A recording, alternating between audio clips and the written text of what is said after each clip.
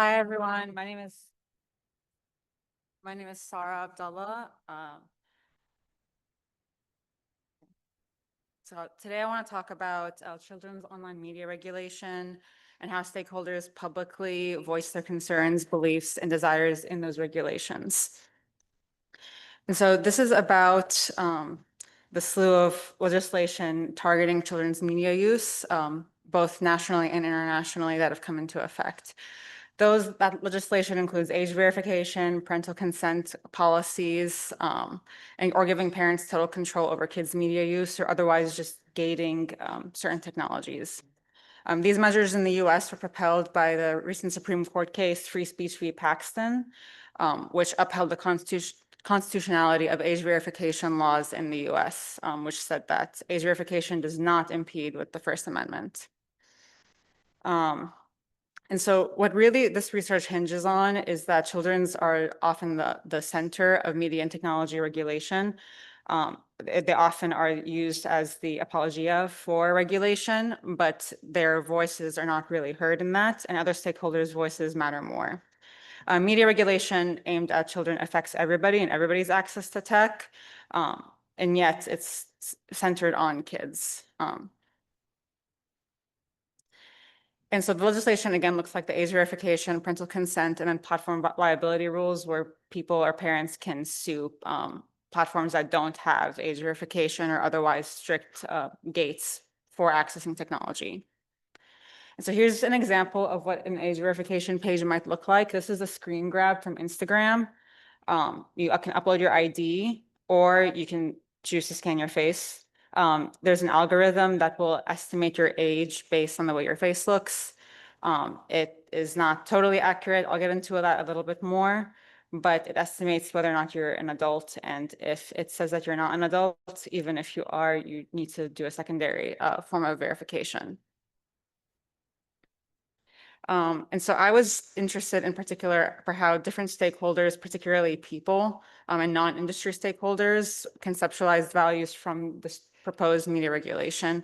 And in particular, regulations that are on very public battlegrounds, so ones that are available on regulations.gov. So at the federal level, you can, the government and government agencies will publicly post proposed legislation or sometimes just issue areas that they want to input on. And anybody with a web connection can post or apply. So that includes people who can't vote. So that includes minors or just anybody who for some reason can't vote in the US. That makes it a really rich data source for people's opinions on very specific issue areas. And these dockets often come with secondary materials. So in the context of, for one of the dockets I looked at, the FTC 2023 shorthand was about facial age assurance technologies for video games. And it came with a lot of data on how accurate the facial age assurance technologies would be. And then people were able to directly comment on that or incorporate that data into their comments. And so after filtering, I got about 1,100 comments. And then I looked at these, I filtered and qualitatively coded their position. I used grounded theory to look at some of the themes that emerged. And so some of the values that underlying the comments that emerged were privacy, safety, freedom and autonomy, wellness, what privacy violations were, if they constituted a form of harm versus content being the primary source of harm that we should worry about. And then throughout all this accountability and responsibility came up, right? Like, okay, so we have these issues, privacy, safety, wellness, so forth, but who's responsible for upholding that?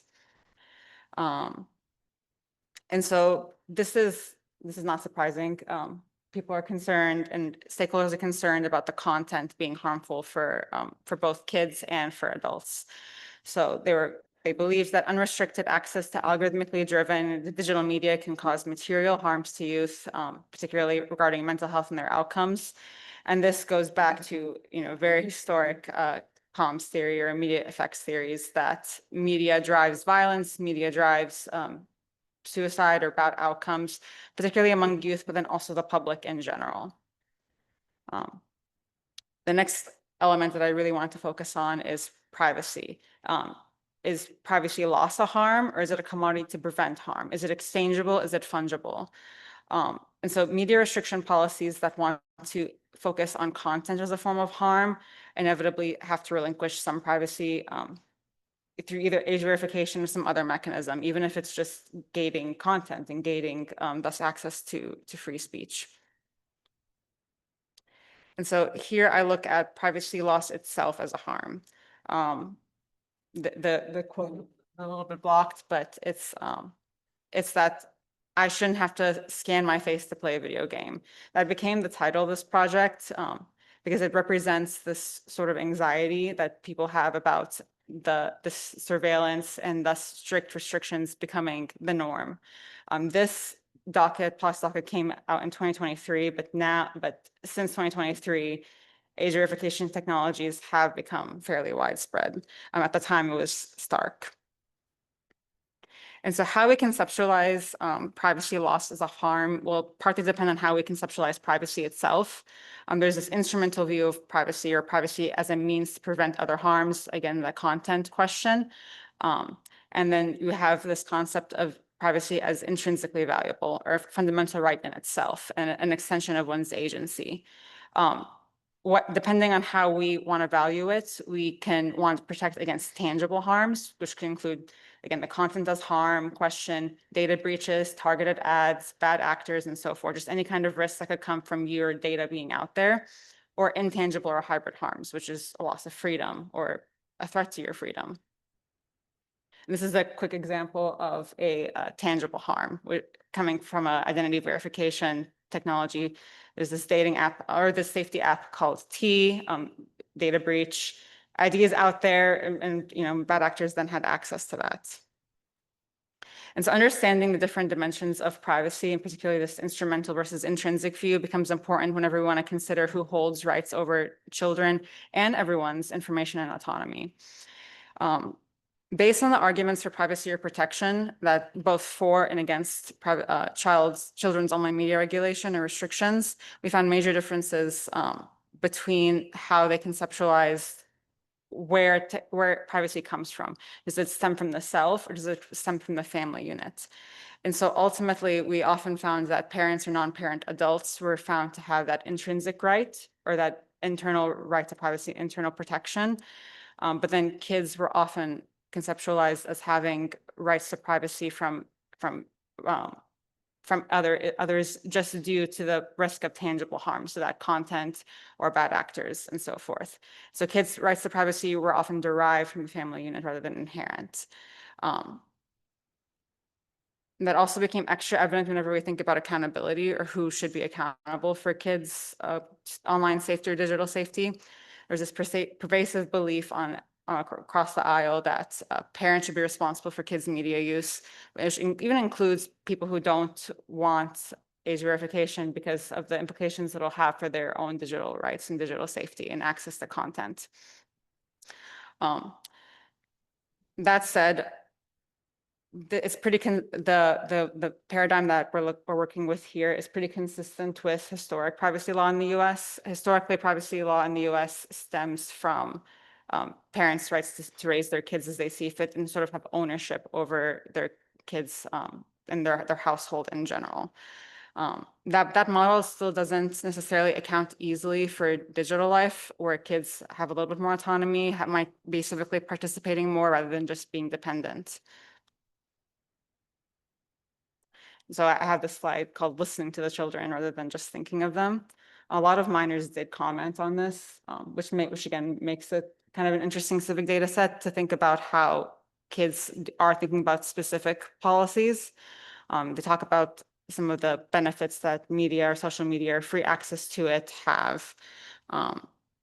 They said that they were able to get resources that they couldn't have otherwise gotten in their household or communities. And they wondered whether parental consent requirements or these age gates would block access to information that they already have difficulty getting. Ultimately brings us to a lot of questions about what we're actually protecting and who we want to protect.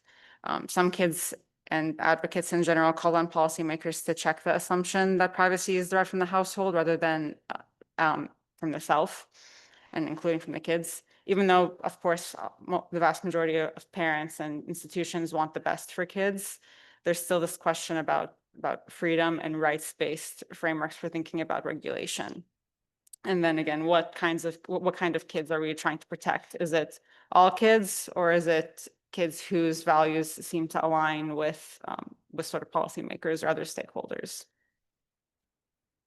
And so for this, I call for more rights-based design and thinking about protection and regulation rather than thinking about content as harm, or thinking about harm-based models and balancing values just and being sort of afraid of technology as they come, thinking about how we can incorporate people who are being affected by policies in policymaking, and using kids' voices and minoritized groups' voices in policymaking whenever we're trying to design them and design them fairly. So thank you.